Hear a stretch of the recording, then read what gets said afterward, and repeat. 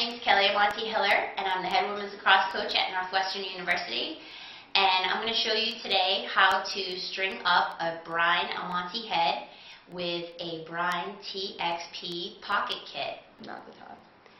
Alright, so when we're starting off, we're going to knot the top string. I'm going to wrap it around twice and then feed it through the middle. That's going to create a nice knot for us to weave it through the top of the Amonte head.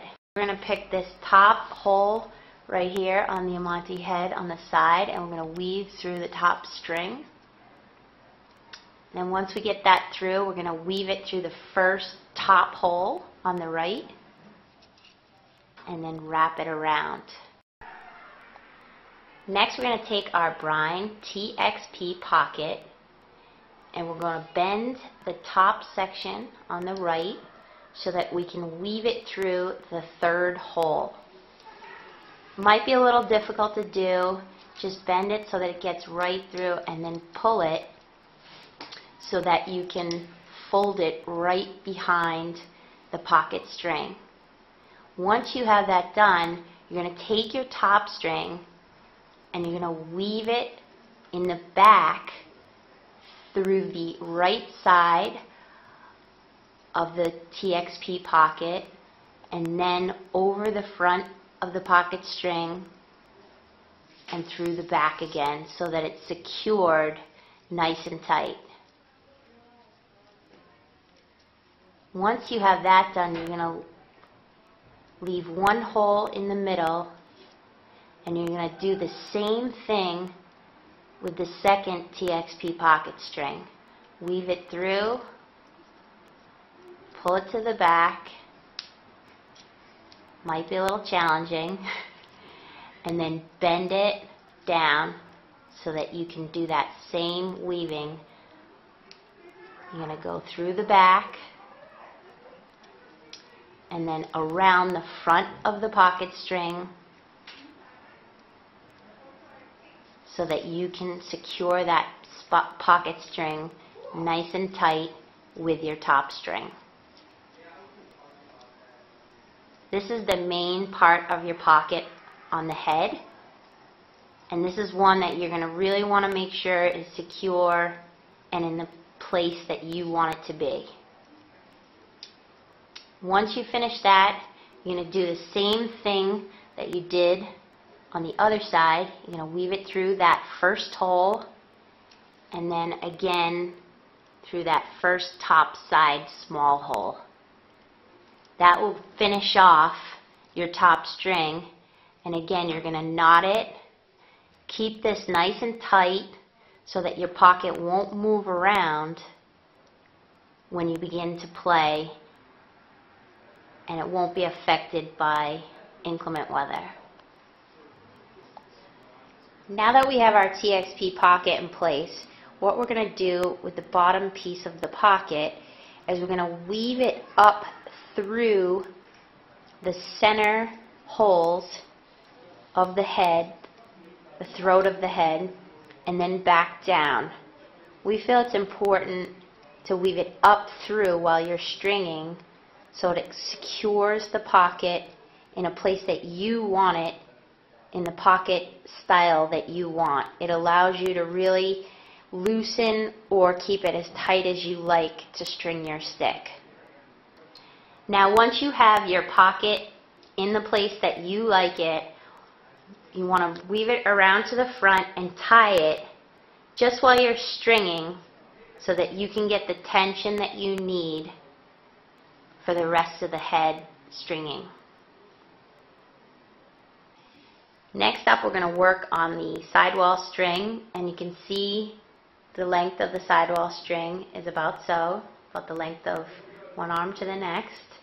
And we're going to secure the sidewall string. We feel it's important to actually have a separate sidewall string because as your pocket changes, it allows you to make adjustments on the fly during, before, or after games, whereas if you fully string the pocket from inside to out, it makes it more difficult to make adjustments.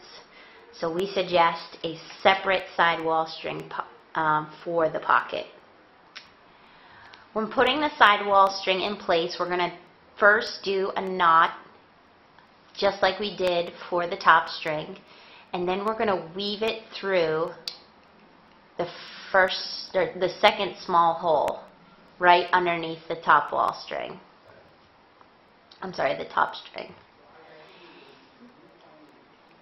Once we have it through, it's based on personal preference how many holes that you use, but we're going to show you kind of what we like to do with our sidewall string. We feel that this technique helps keep it tight. You can go through every other, but we usually try to skip a few to allow for more surface area for stringing the gut of the head. So this is basically our technique. So we're going to skip the first hole and go through the second big hole. Then we're going to go right through that next hole here, which is the third large hole on the sidewall. And we're going to wrap it around. So you can see as we string it, we're going inside, and then we're actually coming back through that second bigger hole on the sidewall. So it creates a situation where you wrap that string around, and it creates a situation where you can keep that sidewall string nice and tight. And then we're going to come down through that third hole, and now we've made our complete loop. Now that we've completed that process, we're going to skip the fourth hole and insert the sidewall string into the fifth hole nice and tight, and we're going to use that same process that we used before by inserting through the sixth hole and wrapping it back through the fifth hole.